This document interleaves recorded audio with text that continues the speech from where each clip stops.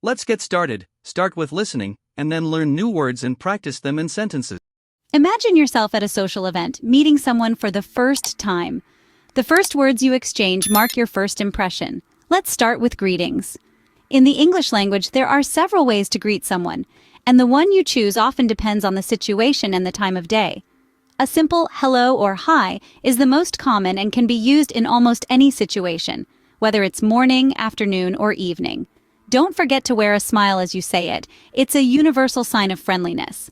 As the day progresses, you can use good afternoon or good evening. These are slightly more formal greetings, suitable for business meetings or formal events. They add a touch of elegance to your conversation, showing respect and consideration for the other person. Nice to meet you is a phrase you'd use when you're introduced to someone for the first time. It's an expression of pleasure at making someone's acquaintance. A good tip is to repeat the person's name as you say it. For example, nice to meet you, John. This not only shows that you're paying attention, but also helps you remember their name. Now, let's talk about how are you? This is more than just a greeting. It's a way to show concern for the other person's well-being. The typical response is, I'm fine, thank you, and you? But remember, it's not an invitation to share your life story. Keep it brief and positive. In the English language, pronunciation is key. So let's practice these phrases together. Repeat after me. Hello, hi, good afternoon, good evening, nice to meet you, how are you? Remember, a warm greeting can set the tone for a pleasant conversation. Practice these phrases until they become second nature. You'd be surprised at how easily they can break the ice and pave the way for a great conversation. So the next time you find yourself at a social event or meeting someone new, remember these greetings and use them with confidence. You're well on your way to making a great first impression. Once the ice is broken with a friendly greeting, you can start sharing some basic information about yourself. This is an important step in making a connection with the person you're talking to, as it allows them to get to know you on a personal level. Let's start with your name. It's as simple as saying, my name is Bo, followed by your name. For example, my name is Jane. It's crucial to speak clearly and pronounce your name correctly. Remember, your name is your identity, and it's the first piece of information you share about yourself. Take pride in it and say it with confidence. Next, let's move on to your age. This one's pretty straightforward. You simply say, I am, followed by your age and then years old. For instance, I am 25 years old. This shares a bit about your life experience and gives context to your perspective. Now let's discuss nationality. This is a great way to share your cultural background and spark interesting conversations. You can share this by saying, I come from, followed by your country of origin. For example, I come from the United States. While sharing this information, it's important to maintain eye contact. This shows that you're engaged and interested in the conversation. It also shows respect to the person you're speaking with. Remember, practice makes perfect. So practice saying these phrases out loud. My name is. I am years old. I come from. Repeat them until they flow naturally, and you can say them without thinking too much. These basic details about yourself are more than just facts. They are pieces of your story and can help build rapport with the person you're speaking to. They can lead to deeper conversations and stronger connections. So don't underestimate the power of sharing your name, age, and nationality. Sharing these simple details about yourself can help build rapport with the person you're talking to. Practice these phrases until they sound natural. After sharing about yourself, show interest in the other person by asking them basic questions. This not only helps to keep the conversation going, but it also builds a connection. Let's start with a common question. What's your name?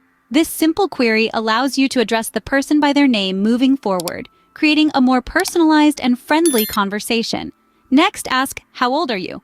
Though in some cultures, it might be considered impolite to ask someone's age directly, in casual English conversations, it's generally acceptable.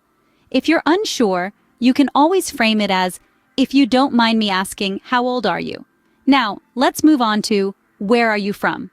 This question opens the door to learning more about their culture, their hometown, or even their journey to where they are now. It's an excellent way to keep the conversation flowing, and it shows that you're genuinely interested in their background. Now, here's a crucial point to remember. When you ask these questions, make sure to listen attentively to the answers. It's not just about asking the questions, it's about engaging in the response. Show that you're listening through your body language, your eye contact, and your follow-up questions.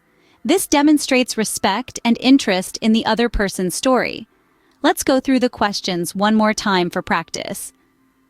What's your name? How old are you?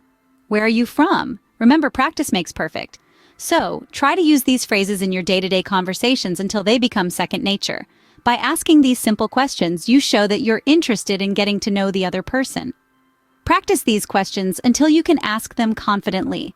This is your key to opening up meaningful conversations and building relationships in English. So, keep practicing, stay curious, and remember, every conversation is a chance to learn something new. Now that you have learned the basics of introducing yourself in English, let's recap and practice. We kicked off with greetings, the cornerstone of any conversation. Remember, a simple hello or hi is a great way to start. And if you're departing, a warm goodbye or see you later leaves a positive impression. Don't forget the all-important question, how are you? It shows that you care about the other person's well-being. Next, we dived into sharing personal information. Your name, your age, and where you're from are the basic details that help others get to know you. So how do you share this information? Easy. You say, my name is, followed by your name. To tell your age, you say, I'm followed by your age, years old. And to share where you're from, you say, I'm from, followed by your hometown or country. Moving on, we tackled asking simple questions. This is where you get to learn about the other person. You can ask, what's your name? How old are you? Or, where are you from? Remember, it's not just about asking the questions, it's also about listening to the responses and showing interest. Now let's practice. Imagine you're meeting someone for the first time. Start with a greeting, share your personal information, then ask them about themselves. For example, you might say, hello, my name is Jane, I'm 25 years old, and I'm from New York. What's your name? Keep practicing this format. Switch up the details, the order, and even the tone of your voice. The more scenarios you practice, the more natural it will feel. You'll find yourself becoming more and more confident in introducing yourself in English. Remember, language is a living, breathing thing. It evolves with practice. So keep practicing, keep evolving. Practice makes perfect. The more you practice these phrases, the more confident you'll feel when introducing yourself in English. Happy learning! Let's learn new words and practice English at level A1. Name. Name, the word by which you are known. Example, my name is Sarah.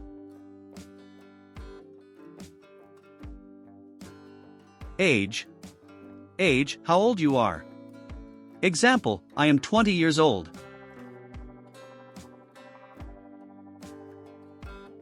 Country. Country, the nation where you come from. Example, I am from Spain.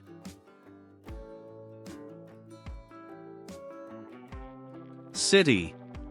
City, the place where you live. Example, I live in London. Job. Job, the work that you do. Example, I am a teacher.